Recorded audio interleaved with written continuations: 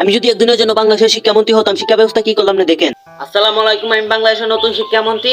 তো আজকে আমি বাংলাদেশের শিক্ষা ব্যবস্থা একদম চেঞ্জ করে দিব। এখন থেকে বাংলাদেশে কোনো ধরনের বোর্ড পরীক্ষা হবে না, এবং কি ক্লাসের মাঝে কোনো ধরনের পরীক্ষা হবে না। আমার মনে হয় না পড়াশোনা করার জন্য পরীক্ষা দেওয়া দরকার আছে। এখন থেকে প্রত্যেকটা শিক্ষা প্রতিষ্ঠান থেকে ছাত্রছাত্রীদেরকে নিয়ে লং ট্যুরে যাওয়া হবে। ছাত্রছাত্রীদের কোনো টাকা পয়সা দেওয়ার দরকার নেই, এটা বাংলাদেশ শিক্ষা প্রতিষ্ঠান থেকে দেওয়া হবে।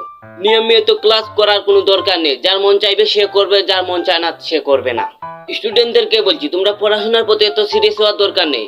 পড়াশোনার করার কোনো দরকার নেই, কারণ হাজার হাজার স্টুডেন্টরা অনার্স মাস্টার কমপ্লিট করে অলিতে গলিতে ঘুরছে, কোনো জব পাচ্ছে না।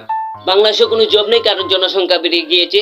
তোমাদের সুন্দর ভবিষ্যৎটাকে উজ্জ্বল করার জন্য জাস্ট মেসেঞ্জারে বানানটা সঠিক মতেই দিয়ে দিও, তাহলেই হবে। প্রত্যেকটা শিক্ষা প্রতিষ্ঠানে সাউন্ড বক্সের ব্যবস্থা করা হবে, কারণ যারা পড়াশোনা করে তারা আবার ক্লান্ত হয়ে পড়ে, সেই সময় একটা মিউজিকটা অন করে কি একটু ডান্স দিলে ব্রেনটা ভালো থাকে।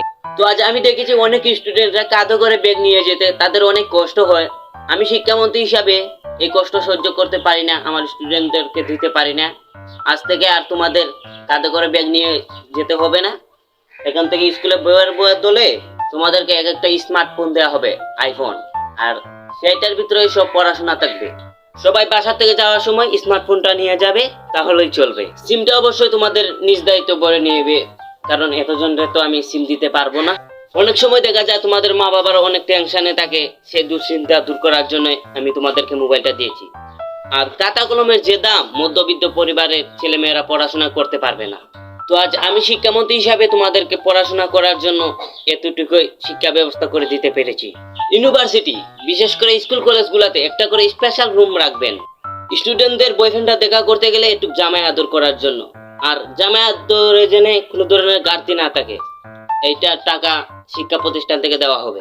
আর রুল রং নির্ণয় করাটা হবে টিকটকের ফলোয়ার্স থেকে, যার যত ফলোয়ার্স তার রুল তত কম হবে।